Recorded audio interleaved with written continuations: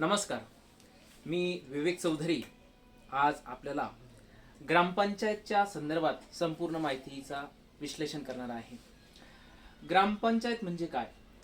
आपल्या प्रत्येक गावागावामध्ये शासनाच्या ठरवल्याप्रमाणे ग्रामपंचायतची स्थापना झालेली आहे. त्यामध्ये ग्रामपंचायतच्या मार्फत विकासाची कामं, रस्त्याची कामं, गावाच्या रहदारीचे आणि लोकांच्या जनकल्याणासाठी विविध कामे केली जातात. यामध्ये प्रमुख आहेत ग्रामपंचायतीमधून तुम्हाला ठराव घेण्यासाठी ग्रामसभा घेऊन त्या ठरावाच्या माध्यमातून या सगळ्या ग्रामपंचायतचे कारभारासाठी आणि विशिष्ट वेळोवेळी या ग्रामपंचायतीला मार्गदर्शन करण्यासाठी या ग्रामसभेचं नियोजन केलं जातं. आता बघूया रचना. ग्रामपंचायतमध्ये सर्वात मुख्य पद आहे सरपंचाचे. प्रमुख, त्यानंतर उपसरपंच, सरपंचाचा सहाय्यक म्हणून हा कारभार पाहत असतो. त्यानंतर सदस्य, वार्डानुसार वार्ड रचना केलेली असते, त्यानुसार वार्डातील निवडून आलेल्या प्रतिनिधीला सदस्य बनवले जाते. ग्रामसेवक, शासकीय अधिकारी जो पूर्ण वेळ ग्रामपंचायतसाठी काम पाहतो. त्यासोबतच आता सरपंच आणि सदस्य यांची निवड पद्धती पाहूया. निवडणूक प्रक्रिया. ग्रामपंचायतीची निवडणूक प्रत्येक 5 वर्षांनी होते. गावातील नागरिक या ग्रामपंचायत या निवडणुकीमध्ये थेट निवडणुकीसाठी मतदान करू शकतात. सरपंच थेट किंवा प्रत्यक्ष किंवा अप्रत्यक्ष पद्धतीने निवडला जाऊ शकतो राज्याच्या नियमानुसार. आता सध्या गावातून डायरेक्ट सरपंच निवडण्याची नियोजन चालू आहे. अधिकार काय असतात ग्रामपंचायतीला? स्थानिक निर्णय घेण्याचा अधिकार, विकास कामांना मंजुरी देणे, ग्रामसभेचे निर्णय घेणे. ग्रामसभा ग्रामपंचायतीपेक्षा मोठी संस्था म्हणजे ग्रामसभा. गावातील सर्व मतदार सदस्य असतात.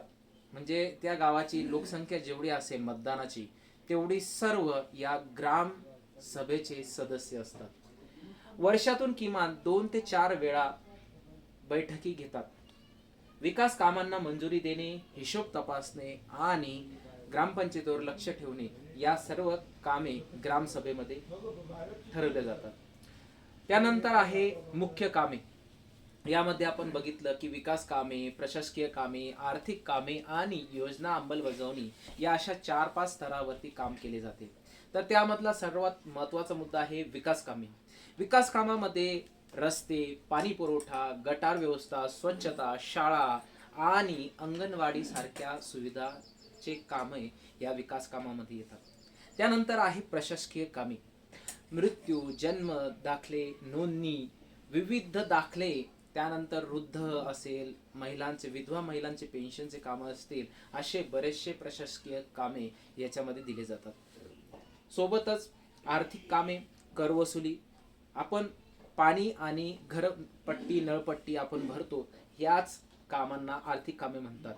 शासकीय निधीचा वापर करून घेणे. त्यानंतर चौथा आहे योजना अंमलबजावणीमध्ये. मनरेगा सारखा महात्मा गांधी रोजगार योजना ग्रामपंचायतीला जे आहे त्याला मनरेगा असे म्हणतात. प्रधानमंत्री आवास योजना, घरकुल योजना ज्या आहेत त्या पद्धतीने या राबवल्या जातात. स्वच्छ भारत अभियान, पर्यावरणाच्या दृष्टिकोनातून असेल किंवा ग्रामपंचायती स्वच्छता असेल, या सर्व या योजनेच्या अंमलबजावणीच्या मार्फत केली जाते. उत्पन्नाचे स्रोत ग्रामपंचायतचे कसे होते? घरपट्टी, नळपट्टी, त्यानंतर बाजार शुल्क. एखाद्या गावाला बाजारपेठ असेल तर त्या गावाच्या प्रत्येक आठवडा बाजारामधून तो कर गोळा केला जातो. शासनाकडून मिळणारा निधी म्हणजे ग्रँट असते. एखाद्या गावाला निधी मिळतो 1 कोटी, 2 कोटी, ते कितीही असू शकतं. विविध योजना निधी, ज्या ज्या योजनांच्या शासनाला वाटलं की आता ग्रामपंचायतीला स्मशानभूमी बांधायची आहे, रस्ता बांधायचा आहे, शेत रस्ते बांधायचे, नाले बिल्डिंग करायचे असेल किंवा बरेचसे गावात विविध कामं करायची असेल, गार्डन करायचं असेल, असे सर्व कामं या उत्पन्नाच्या योजनेच्या मार्फत केली जातात. महत्त्वाचे कायदे. 73व्या संविधान दुरुस्तीच्या कायदा 1992 पंचायत राज या कायद्यामुळे ग्रामपंचायतींना संविधानिक दर्जा मिळालेला आहे. ग्रामपंचायतीचे महत्त्व, गावाचा सर्वांगीण विकास हाच मुद्दा आहे. लोकशाहीची मुळे मजबूत करणे आणि नागरिकांना थेट सहभागीची संधी देणे हे ग्रामपंचायताचे महत्त्वाचे आहे. सरपंच वर्सेस ग्रामसेवक. आता सरपंच आणि ग्रामसेवक यांच्यामध्ये फरक काय आहे? तर सरपंच निर्णय घेणारा आहे आणि ग्रामसेवक अंमलबजावणी करणारा आहे. दोन्हीही प्रशासकीय पद्धतीने काम पाहतात. पॉलिटिकल म्हणजे निवडून आलेला अधिकारी म्हणजे सरपंच आणि शासनाने नेमणूक केलेला अधिकारी म्हणजेच ग्रामसेवक. तुम्हाला ही माहिती कशी वाटली तर नक्की खाली कमेंटमध्ये कळवा. जय श्रीराम.